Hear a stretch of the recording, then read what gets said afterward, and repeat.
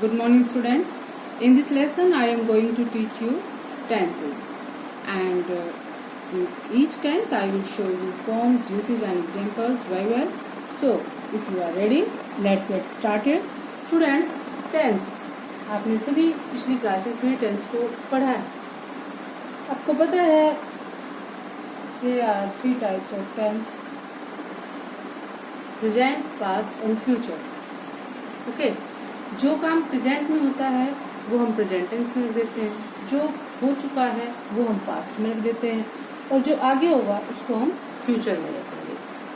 अब मैं आपको बताती हूँ कि वैसे तो हम जब पढ़ते हैं तो हमने आज तक क्या पढ़ा है कि 12 टेंसेज होते हैं, लेकिन एक्चुअल में क्या है मैं आपको बताऊंगी कि 4 ही तरह के हैं ये. अब जैसे ये है इंडेफिनिट टेंस. इंडेफिनिट सभी के अंदर पास्ट में आता है, तीनों टेंसेज में. इंडेफिनिट का जो मतलब होता है ना वो होता है अनलिमिटेड. अनलिमिटेड मतलब अनिश्चित रूप से, यानी कि ये काम जो है ना ये चलता ही रहता है, हैबिट हमारी होती है. कॉन्टिन्यूस जो टेंस है वो कॉन्टिन्यूस चल रहा है, जिस समय हम बात कर रहे हैं एट प्रेजेंट उस समय वो चला हुआ है. और परफेक्ट टेंस का मतलब है कि काम खत्म हो गया. ये क्या है? ये कॉन्टिन्यूसली चला हुआ, ठीक है, प्रोसेस में है काम. काम क्या है? प्रोसेस में. परफेक्ट का मतलब हो गया कि जब हमने ये मान लो हमने यहाँ पर बात की, बात करने से ठीक पहले यहाँ पर काम खत्म हो गया. क्लियर? और परफेक्ट कॉन्टिन्यूस टेंस का मतलब क्या है कि हम यहाँ बात कर रहे हैं लेकिन काम खत्म नहीं हुआ. काम बहुत देर पहले से शुरू हो रहा था. मान लो यहाँ से काम शुरू हुआ, हमने यहाँ बात की कि मोहन इतनी देर से काम कर रहा है, लेकिन काम खत्म नहीं हुआ, वो आगे भी करेगा. बात क्लियर? इंडेफिनिट का मतलब है कि काम अक्सर होता रहता है, हैबिट है. कॉन्टिन्यूस का मतलब है कि जिस समय हम बात कर रहे हैं केवल उस समय काम हो रहा है. और परफेक्ट का मतलब है उस समय काम खत्म हो गया. और परफेक्ट कॉन्टिन्यूस का मतलब है कि जिस समय हम बात कर रहे हैं उससे पहले भी काम हो रहा है और उसके बाद भी काम होगा, और हमें ये भी बता दे कि कब से काम हो रहा है. तो इनका आपको इन चारों का कंसेप्ट जो है क्लियर हो गया बेटा. अब हम इनको क्या करेंगे कि आपको अलग अलग टेंस में बताती हूँ मैं कि अगर प्रेजेंट इंडेफिनिट है तो काम प्रेजेंट में उसकी हैबिट है, प्रेजेंट में उसकी हैबिट है. पास्ट इंडेफिनिट है, पास्ट की हैबिट है, पास्ट में काम होता था. फ्यूचर इंडेफिनिट है तो फ्यूचर की है. ऐसे ही कॉन्टिन्यूस में है कि प्रेजेंट कॉन्टिन्यूस है तो यानी कि प्रेजेंट में वो काम चल रहा है. पास्ट कॉन्टिन्यूस है यानी कि हम बात कर रहे हैं पास्ट की, और उस समय की हम बात कर रहे हैं उस समय वो काम चल रहा था.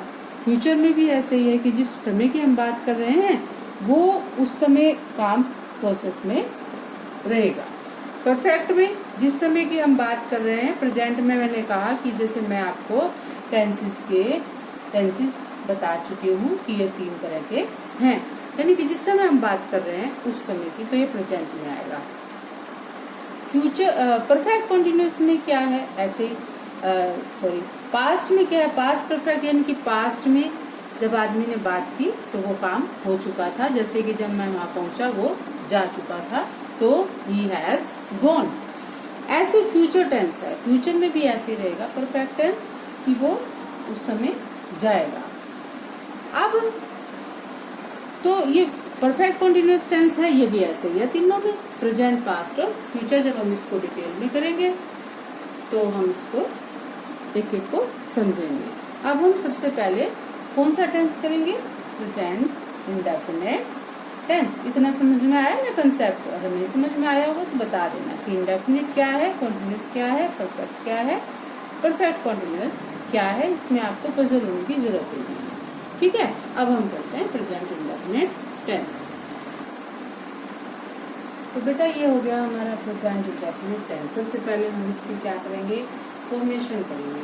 इसमें क्या यूज हम करते हैं? सब्जेक्ट प्लस वर्ब की फर्स्ट फॉर्म और फिफ्थ फॉर्म और प्लस ऑब्जेक्ट. अब फर्स्ट और फिफ्थ फॉर्म का मतलब क्या होता है? फर्स्ट फॉर्म तो फर्स्ट होती है, फिफ्थ में एस या एस जो है जुड़ा होता है. जैसे हमने लिख दिया राइट, ये होगी फर्स्ट फॉर्म, और हमने लिख दिया राइट्स, ये हो गई फिफ्थ फॉर्म। तो इसमें हम कोई सी भी फॉर्म यूज कर सकते हैं। अब हमें कौन सी फॉर्म कब यूज करनी है पहले हम ये देख लेते हैं। बहुत से बच्चों को पता भी होगा कि जो थर्ड पर्सन और सिंगुलर जो उसके साथ हम वर्ब की कौन सी फॉर्म यूज करेंगे, फिफ्थ फॉर्म यूज करेंगे। क्लियर। और फर्स्ट पर्सन, सेकंड पर्सन और थर्ड पर्सन प्लूरल, ठीक है। इनके साथ जैसे अब प्लूरल के साथ तो हम जो है हमेशा कौन सी यूज करते हैं, फर्स्ट फॉर्म भी यूज करते हैं। अब जैसे आई के साथ भी यही आएगा फर्स्ट फॉर्म, सेकंड पर्सन के साथ या यू के साथ भी यही आएगी, और थर्ड पर्सन में जो भी प्लूरल हमारे होंगे उनके साथ भी यही फॉर्म आएगी। और अब हम देखते हैं एक बार और दूसरा तरीका मैं आपको बता देती हूँ। ये तो बच्चों को कई बार नहीं भी समझ में आता, लेकिन चलो बताना था। आई एंड यू, ठीक है। आई और यू को छोड़ के बाकी जितने भी हमारे सिंगुलर होते हैं ना, एक वचन होते हैं, उन सभी के साथ वर्ब की हमें कौन सी फॉर्म लगानी है, फिफ्थ फॉर्म लगानी है, यानी एस या ईएस लगाना। देखो जो एक वचन होता है ना बेटा, वो अब सिंगुलर हो गया यानी कि वो अकेला हो गया। अब अकेले को ही हेल्प की जरूरत है, तो उस वर्ग में हम एस या ईएस जोड़ देंगे। हमेशा ये बात रखो याद। और अकेला उनको नहीं मान रहे हम, आई को और यू को, क्योंकि यू तो होता ही नहीं है सिंगुलर, क्योंकि यू तो अब हमारे पास 20 बच्चे हैं, उनके लिए भी हम यू का यूज करेंगे, एक बच्चा है उसके लिए भी यू का यूज करेंगे, और अपने आप को हम कभी कमजोर मानते नहीं है, तो इसलिए आई के साथ और यू के साथ तो एस या ईएस हमने जोड़ा नहीं, और बाकी जो भी कोई सिंगुलर है उन सभी के साथ हम एस या ईएस जोड़ेंगे। अब आप एक हम छोटा सा एग्जाम्पल लेते हैं। जैसे अब मैंने कहा ही प्ले, अब ही है तो क्या आएगा, प्लेस, ठीक है।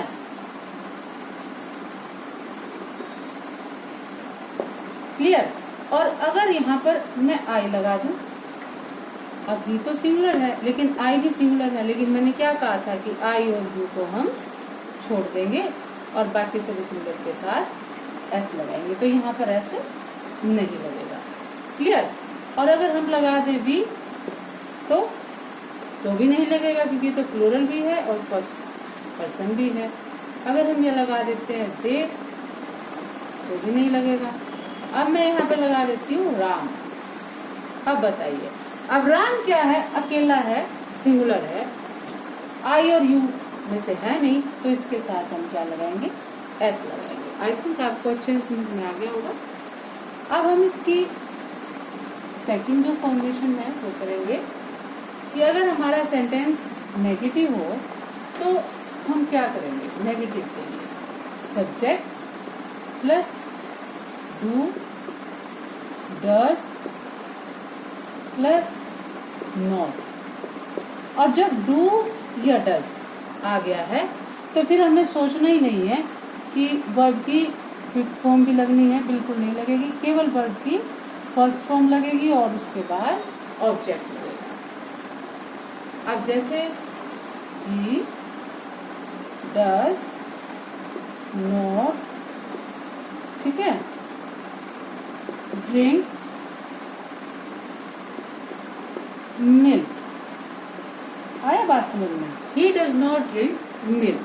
अब he है तो हम यहाँ पर does लगाएंगे। अब इसी के साथ हम मैच करेंगे जो do या does है, कि अपने सब्जेक्ट को इसी के साथ मैच करेंगे, वर्ब को हमें नहीं देखना है नेगेटिव और इंटरोगेटिव सेंटेंसेस के अंदर। अगर यहाँ पर आई है तो हम यहाँ पर नेगेटिव सेंटेंस में डू का यूज करेंगे, आई डोंट ड्रिंक मिल्क। बात समझ में आ रही है अच्छे से। और अगर यहाँ पर वी है तो भी हम डू का यूज करेंगे, और अगर यहाँ पर सीता है तो क्या करोगे बेटा, बताओ, तो हम यहाँ पर डज करेंगे क्योंकि सिंगुलर है। चलो एक चीज और मैं आपसे पूछती हूँ, अगर यहाँ मैं लिख देती हूँ माई मदर, माई तो क्या है, फर्स्ट पर्सन है, लेकिन माई मदर फर्स्ट पर्सन नहीं हुई, बात हो रही है मेरी माँ के बारे में, तो ये क्या है, थर्ड पर्सन है, और माँ क्या है, अकेली, तो सिंगुलर है, तो भी यहाँ पर क्या रहेगा, डज ही रहेगा। नेक्स्ट हम बात करेंगे इंटरोगेटरी सेंटेंसेस की। बेटा इनमें क्या होता है कि ये जो डू और डज हमने लगाया है, ये डू और डज सब्जेक्ट से पहले चला जाता है, इंटरोगेटिव C1 और C2 सब्जेक्ट हो गया जैसे हमारा, तो यहाँ पर हमारा आ जाएगा डू या डज, सब्जेक्ट के साथ ऐसे ही हमें इसे मैच करना है। जैसे हो गया यू हमने लगाया, तो अगर हम इसको इंटरोगेटिव सेंटेंस बनाना चाह रहे हैं तो क्या लगाएंगे, यू के साथ हम लगाएंगे do you not drink milk, clear. और अगर हमारे पास सेंटेंस आता है कि तुम, ये तो हो गया यस और नो, जिनके तो इन वाले जो आंसर्स होते हैं जिनका यस और नो में जवाब हो जाता है ना, उनके लिए हम इस तरह से शुरू में डू या डज कि क्या तुम दूध पीते हो, ठीक है, क्या तुम आज स्कूल जाओगे, तो उनके लिए हम क्या करेंगे, इस तरह से यूज करते हैं, बोलते हैं यस और नो क्वेश्चंस। लेकिन अगर हमसे पूछा जाए क्यों, WH फैमिली से कोई वर्ड अगर आता है तो इसमें आगे की फॉर्मेशन सेम रहेगी, ये बस आगे आ जाएगा। और जैसे हम लिख देंगे यहाँ पर why do you not drink milk, ये समझ में आ गया।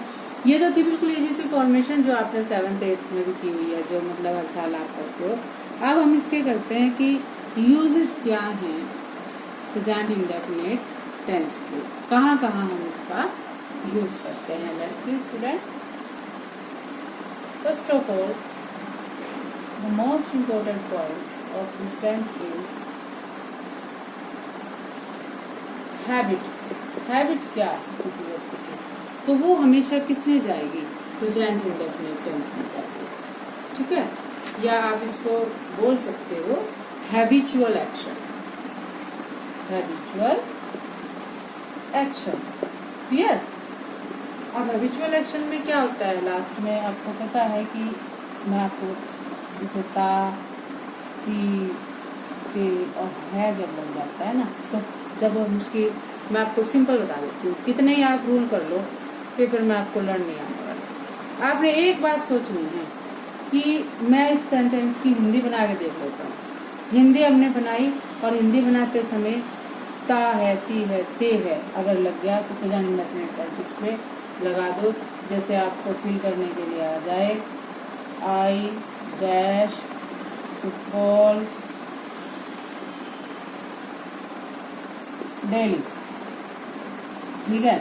अब आप इसकी हिंदी बनाना जरा, और ब्रैकेट में लगा है प्ले, यानी कि खेलना हमें इसमें जोड़ना है। मैं हर रोज खेलता हूँ फुटबॉल, क्या आ गया, ताई आएगा। जब हर रोज लग गया तो क्या आना है, ताई आना है।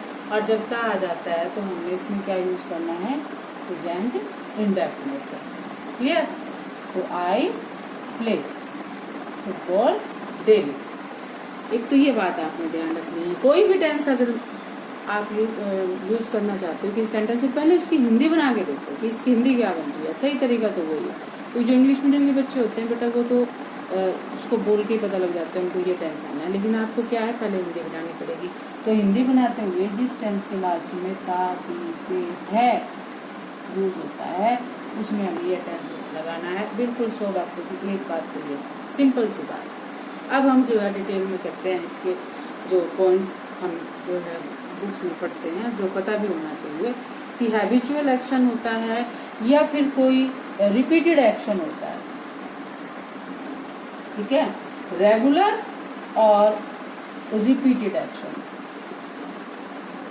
यानी कि रिपीटेड ये नहीं कि आप हर रोज ही करते हो। जैसे हैबिचुअल तो हो गया कि हम हर रोज इस काम को करते हैं। जैसे आप यूँ कह दो कि मैं हर हफ्ते जो है वहाँ जाता हूँ, वो भी इसी में आएगा। रेगुलर यानी कि मैं अक्सर ये काम करता रहता हूँ, तो भी वो भी इसी के अंदर आएगा। बात समझ में आ गई। हैबिचुअल, रेगुलर, और रिपीटेड एक्शन के लिए हम प्रेजेंट इंडेफिनिट टेंस का यूज करते हैं। चलो हम कुछ एक सेंटेंसेस और कर लेते हैं अपनी नोटबुक में, आप नोट कर लोगे फटाफट से। Mukesh goes to, Mukesh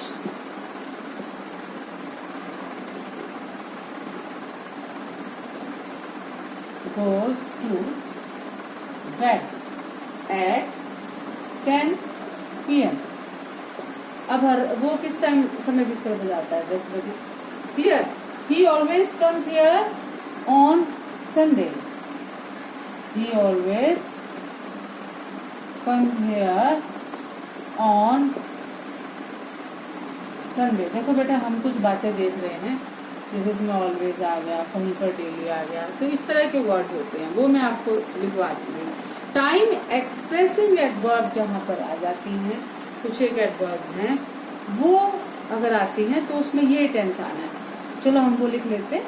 time expressing जो एडवर्ब्स हैं वो कौन कौन सी हैं? जैसे है ऑलवेज। ऑलवेज किसी सेंटेंस में आया, ऑफन आया, लेकिन ये कई बार ना, इसलिए मैं आपको अवॉइड करती हूँ उनको लिखवाना, ये कई बार ट्रू साबित नहीं होती, क्योंकि कई बार पास्ट में भी आ जाती है। तो आपने हमेशा याद रखना है कि ता है या ता था उसमें लगा हुआ है, उसी हिसाब से आपने उसको यूज करना है। समटाइम्स है, जनरली है, usually, occasionally,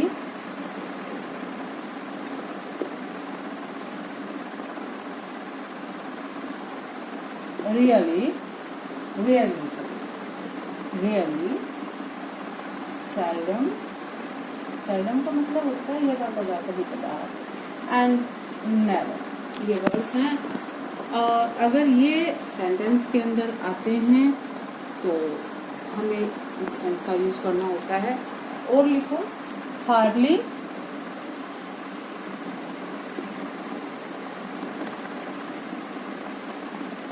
scarcely, habitually,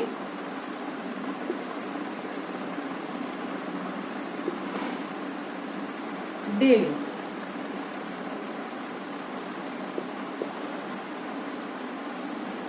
and daily के बाद आप और लिखो, एवरी डे। एवरी वर्ड जो होता है ना, एवरी वर्ड, एवरी वर्ड के बाद आप डे लगाओ, नाइट लगाओ, मंथ लगाओ, और ईयर लगाओ, कुछ भी आप लगाओ, यानी कि एवरी वर्ड जो है ना।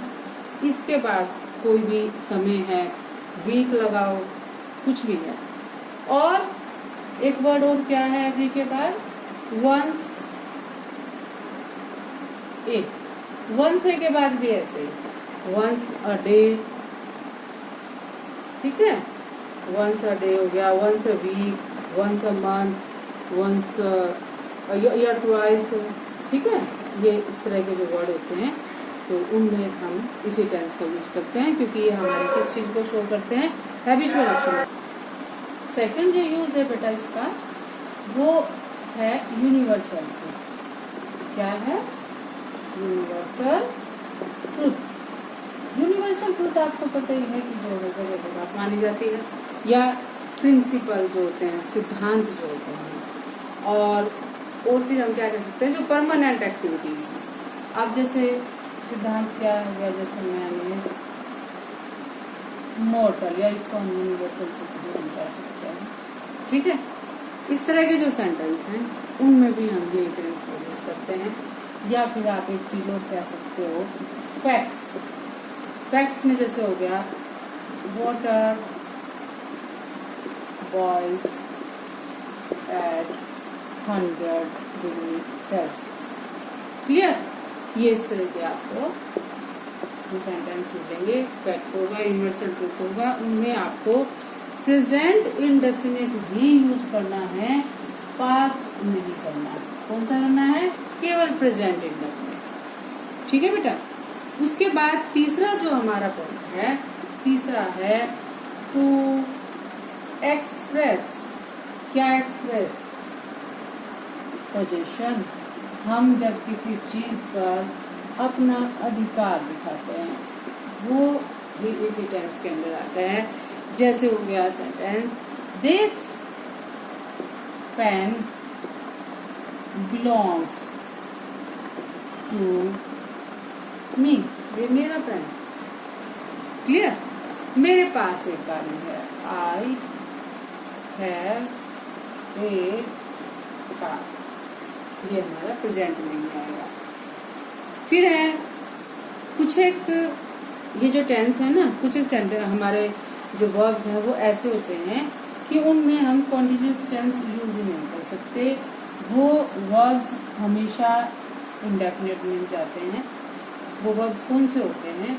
जो बिलोंग करते हैं मेंटल एक्टिविटी को। किसको बिलोंग करते हैं? Mental activity. अब उनको लर्न करना थोड़ा मुश्किल है, बस आपने ये याद रखना है कि मेंटल एक्टिविटी तो जो लर्न करेंगे, या इमोशंस जैसे आगे, या फिर फीलिंग्स।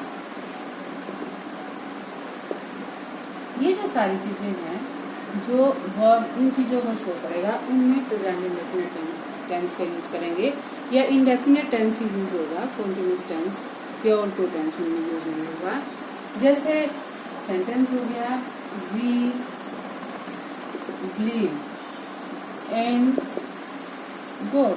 अब आप एक बात बताओ, बिलीव वर्ड ऐसा है कि मैं तो विश्वास करता हूँ। आप ये नहीं कह सकते कि मैं विश्वास कर रहा हूँ। भाई मैंने देखा, मैं महसूस कर रहा हूँ। बहुत ही रेयर ये चीजें आती हैं जो हमारी इमोशंस होती हैं, फीलिंग्स होती हैं।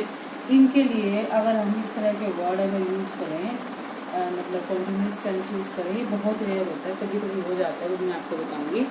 तो इस तरह के जो सेंटेंस हैं वही, लेकिन बात वही आती है कि जब हम इनको बोलते हैं मैं भगवान में विश्वास करता हूँ, लास्ट में क्या आता है, इसको पहचानना बड़ा इजी होता है। सारे रूल याद करने के बजाय ये एक रूल आप याद कर लें। लेकिन फिर भी मैं आपको बताऊंगी कि आपको पता जरूर होना चाहिए कि कुछ ऐसे इमोशंस, फीलिंग्स और एक्टिविटी, कुछ मेंटल एक्टिविटी ऐसी होती है कि जिनमें हम हमेशा इंडेफिनिट टेंस का यूज करते हैं। जैसे हो गया, ही अंडरस्टैंड्स, ठीक है। अब ही है तो एस लगेगा। My freedom. अब अंडरस्टैंड भी ऐसा ही है। अंडरस्टैंडिंग वर्ड बहुत रेयर यूज होता है जब हम बहुत गहरी सोचना हो और हम लिखें कि हाँ मैं अब समझने लग रही हूँ, रुक जाओ मुझे समझने दो, ठीक है। इसके बाद है, I consider that he is a good, that he is a good singer.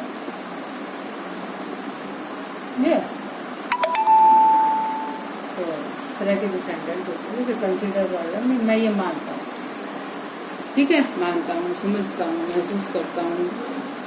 इसके बाद है कुछ एक और, जैसे मैं आपको वर्ड्स लिखवा देती हूँ मेंटल एबिलिटी से जो बिलोंग करते हैं, वो आप लिख लें, मैं बोल देती हूँ क्योंकि बोर्ड पे लिखने में काफ़ी टाइम लगेगा। Notice, recognise, see, look, seen, hear, smell, suppose, want, wish, desire, hope, believe, know, understand, know मतलब KNOW, imagine, mean, I mean, mind, feel, like, love, hate, think, agree, refuse, prefer, consider, trust, remember and forget. इस तरह के जो word होते हैं वो हमेशा ऐसे यूज होते हैं। And these verbs are used only in simple tense. Simple tense चाहे वो प्रेजेंट का है या पास्ट का है, कभी भी प्रोग्रेसिव टेंस में या कॉन्टिन्यूअस टेंस में इन वर्ब्स का यूज नहीं होगा। और एक जो इसका लास्ट जो यूज रहता है वो हम कल करेंगे, क्योंकि आज के लिए काफी हो गया। आप इन्हीं को कीजिए बेटा, अच्छे से समझने की कोशिश कीजिए। कहीं से भी कोई चीज़ नहीं समझ में आ रही है, वीडियो को 2 बार देखो, 3 बार देखो, लेकिन आपको ये अच्छे से समझ में आना चाहिए। ठीक है, कोई भी चीज़ ऐसी छुपनी नहीं चाहिए जो आपको समझ में नहीं आएगी। और कोई ना कोई एक्सरसाइज आपकी गाइड में जरूर मिलेगी थोड़ी सी प्रेजेंट टेंस की, वो भी आप करके देखना। Okay, bye, have a nice day.